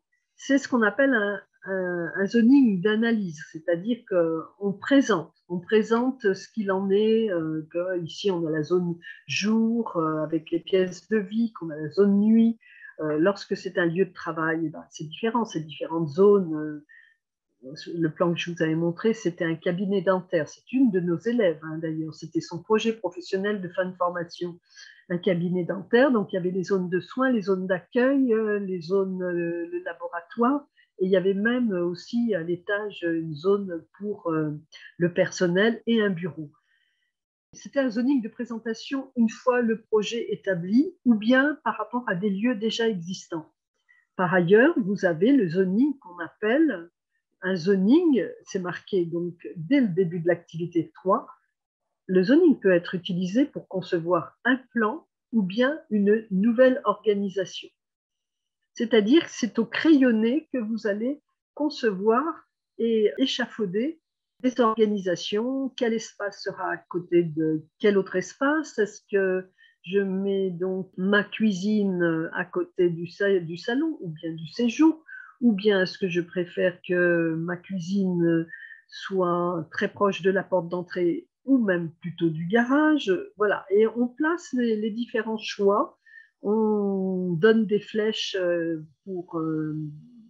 on place, excusez-moi, des flèches pour indiquer tout simplement les axes de circulation et de communication. Voilà, et c'est ce qu'on va vous demander finalement de faire par rapport à cette activité 3 où il s'agissait de rajouter une chambre pour enfants, pour un bébé qui allait venir. Avant, on vous demandait de nettoyer le plan. Alors, vous voyez, là, il est nettoyé partiellement. Il reste encore les cloisons existantes. Théoriquement, il faudrait le nettoyer complètement. Alors, le nettoyage d'un plan, je le rappelle, on peut le faire en récupérant son plan avec Paint ou simplement sur son PDF avec des logiciels comme PDF Exchange Mover. Vous pouvez avoir des outils où vous recouvrez les zones à travailler par un rectangle que vous passez au blanc, que vous transformez blanc. Et cela vous permet voilà, deux solutions, Paint avec le pinceau blanc et vous barbouillez toute la partie à supprimer. Ici, il faudrait enlever les cloisons et les portes également. Et puis, une fois que le plan est vidé, ben, vous n'avez plus qu'à à chercher au crayonné un nouveau zoning. Maintenant, bon, je ne m'étends pas plus pour le devoir 9. Je rappelle qu'il y a quand même un document qui est à disposition dans les annexes et qui passe pratiquement en revue toutes les activités. Le devoir 9, simplement, je voulais dire que c'est un devoir qui fait peur, mais bah, écoutez, en fait, il faut imaginer que chaque activité, c'est un mini-projet. Je les ai appelés activités parce que il ne faut pas forcément tout traiter. Il faut bien faire ce qu'on vous demande. Regardez l'activité 3, on ne va pas vous demander de modéliser avec le logiciel SketchUp. Ce n'est pas une obligation. On vous demande juste un plan couleur. Et ça, vous pouvez le faire à la main avec justement l'aide de la leçon 19 qui vous donne toutes les techniques pour utiliser les feutres, l'aquarelle. Alors l'aquarelle, c'est vrai que ça mériterait un approfondissement et une présentation parce que ça n'a pas été trop développé, mais vous pouvez mixer même les différents outils, instruments. Mais il y a déjà le document qui donne des indications pour réaliser le devoir neuf activité par activité se trouve dans les annexes et il s'appelle Conseil, devoir neuf Conseil. Je vais passer au devoir 10.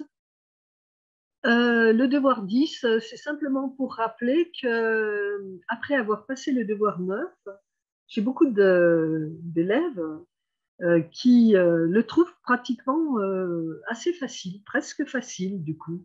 C'est un projet à lui tout seul, l'aménagement du local commercial du garage Chappe, pour Monsieur Chappe.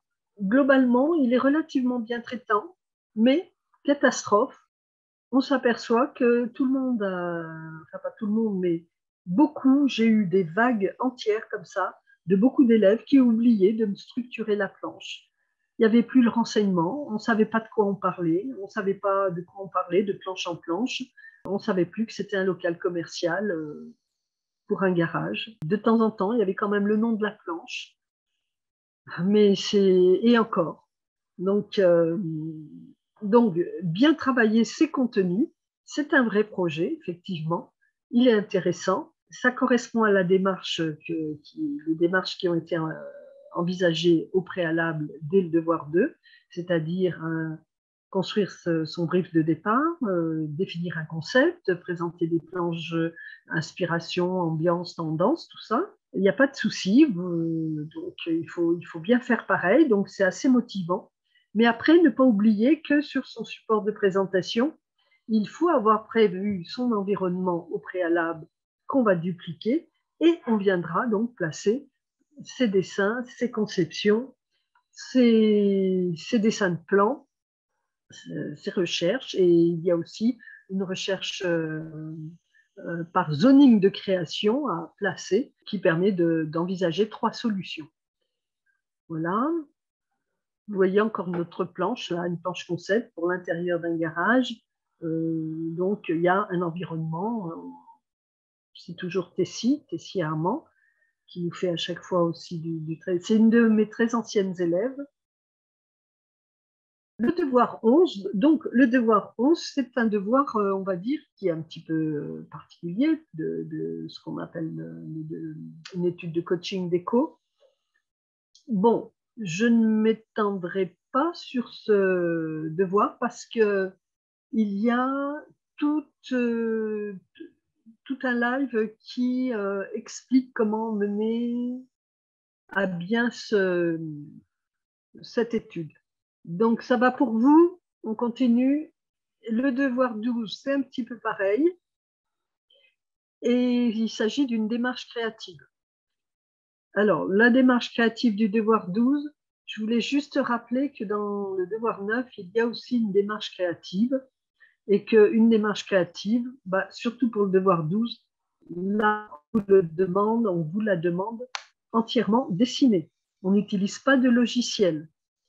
On n'utilise pas de logiciel qui transforme en croquis non plus. Il s'agit d'exercer votre crayonné, vos recherches d'idées. Alors, chacun son style. J'en ai qui ont pris le temps de vraiment développer une qualité de dessin de designer d'intérieur à l'ancienne, comme Armand. Je dis à l'ancienne, mais ça peut encore se pratiquer, c'est très apprécié. L'idée, c'est qu'il faut savoir faire les deux. Et Armand sait très bien faire les deux d'ailleurs. Armand maintenant est installé à son compte, hein, il a terminé l'année dernière. J'ai eu des nouvelles, tout va bien pour lui. Beaucoup de temps à passer pour se faire un petit peu connaître et repérer les environnements, on va dire les entreprises, différentes personnes qui pratiquent dans le domaine, mais je le salue et le remercie pour nous avoir autorisé à montrer ses dessins. À droite, voilà le travail de Zoé Cardinal qui nous rappelle que même la recherche autour d'une fenêtre avec le vocabulaire doit être pris au dessin à main levée. Voilà des extraits de ces planches. Bon, c'est son style. À vous aussi de travailler votre style en dessin. Ensuite, un petit zoom sur, voilà, en bas à droite, ce qu'elle a pu produire comme dessin. Même les écritures sont dessinées, même le cartouche. Ce n'est pas une obligation. Alors, je ne vais pas m'étendre non plus trop longtemps parce que ce devoir 12, il existe une explication en 2 créa live de la démarche créative. Donc, les cartouches pour la frise du haut et la frise du bas peuvent être pré-imprimées. Elle peut être, on va dire, numérique. Et à l'intérieur, vous venez coller vos captures de dessin. Capture de dessin, photographie, mais attention, il faut que ce soit vraiment propre et soigné, qu'il n'y ait pas de dessin grisâtre, à fond grisâtre. Là, à ce niveau-là, on a bien évolué, vous avez progressé et la plupart du temps, il y a moins de problèmes, tout le monde sait faire. Le devoir 13, c'est simplement une confirmation de vos connaissances de l'utilisation du logiciel QCAD. Sachant que dans le devoir 9, vous avez déjà pu le réutiliser, le devoir 10 aussi, au même titre que le logiciel SketchUp. Mais le devoir 13 se focalise sur vraiment la technique de plan, avec la création et l'utilisation des différents calques pour, au moment de l'impression, ne faire apparaître que ce que l'on souhaite faire apparaître. Voilà. Et puis, le devoir 14. Eh bien, le devoir 14, c'est le projet professionnel de fin de formation. Là aussi, il existe tout un créa live complet qui présente comment bien mener cette étude. Simplement, donc, je rappelle que le moindre visuel devra être soigné et efficace. Donc, là, c'est juste pour vous rappeler que vous avez à préparer vos dessins et contenus de planche et que vous aurez à reporter à l'intérieur. Bon, je l'ai déjà dit souvent, à vous de faire en sorte que ça ne se voit pas, que tout soit bien intégré. Là, il se trouve que c'est des dessins toujours d'Armand Béhari qui étaient pour le devoir, l'étude de coaching déco, le devoir 11, la transformation d'une chambre en modulable en salle de yoga ou de repos. Alors voilà le plan dont je vous parlais, avec le zoning d'analyse. Donc je vous laisse apprécier encore à nouveau l'harmonie qui s'en dégage. Et là, ce sont des vues qui sont juste là pour vous encourager à organiser votre devoir 14 du mieux possible, avec aussi des vues dessinées par SketchUp. Donc là, c'est une perspective à effet maquette.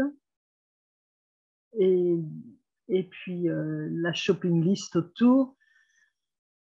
Ce qu'on aime bien, c'est aussi les images d'immersion. Vous avez aussi des coupes, bien les organiser. Profitez-en pour, dès que vous arrivez au milieu de la formation, vers le devoir 9 et même 8, allez lire le tome 7. Hein. C'est un tome de référence, en fait, qui complète la leçon 12 du tome 3. C'est-à-dire que vous avez toutes les conventions de représentation qui sont expliquées. Rappel du formatage, du contenu. Il peut être en organigramme, comme vous le voyez ici, en forme d'arbre, arborescence, mais vous pouvez avoir une répartition des informations en spirale ou selon des axes déportés, selon éventuellement les techniques du rectangle d'or ou selon votre inspiration. Mais toujours est-il qu'il faut que vous ayez le jugé, l'œil, le goût et qu'il y ait de l'harmonie pour porter fort vos idées, vos projets. Sinon, le risque, c'est que votre proposition soit mal perçue. Voilà d'autres planches. Il peut y avoir des constructions qui dénotent un certain dynamisme. Je rappelle que quand vous entamez une série de présentations, le cadre doit rester le même. Ne pas hésiter aussi à créer des croquis renseignés. Ce sont des croquis de recherche qui souvent accompagnent une étude de zoning. Je rappelle encore qu'on doit montrer ses savoirs, savoir-faire, savoir-être. Tout ça, on le réexplique bien dans le devoir dans le Créalive qui parle du projet professionnel de fin de formation. Préparer ses fonds, ça c'est ce qu'on appelle les fonds perdus.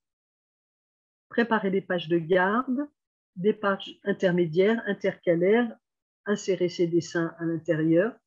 C'est toute une organisation. On essaye de faire un certain professionnalisme, même si vous n'êtes pas éditeur. Mais on n'en est pas loin entre l'édition et la publicité. C'est un gage de bonne communication. Voilà, maintenant je termine, je vous présente les dernières vues. Est-ce que vous avez d'autres questions? Il y a des photos qui reviennent que l'on voit régulièrement. Donc, je passe vite.